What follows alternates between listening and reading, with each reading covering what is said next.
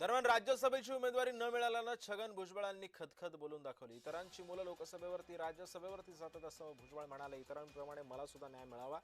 भुजबळांनी जाहीर नाराजी व्यक्त केली. मैं कबड्डी का खिलाडी हूं, शतरंज का नाही. भुजबळांनी स्वकीयांना सुद्धा टोला लगावलाय. काय नाराज राहणार?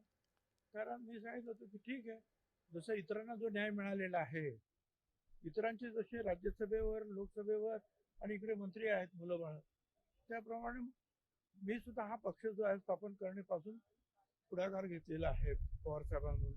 मला सुद्धा हाच न्याय मिळाला पाहिजे. पण भुजबळांना जो न्याय अपेक्षित आहे तो भविष्यात केला जाईल.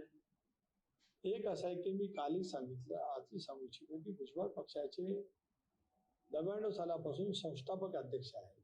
त्यांचा मान सन्मान, त्यांचे विचार, त्यांना अभिप्रेत असलेलं त्या बाबतीतल्या अनेक बाबी यापूर्वी सुद्धा होत गेल्या, याच्या पुढच्या कालावधीमध्ये सुद्धा त्याच पद्धतीने होती.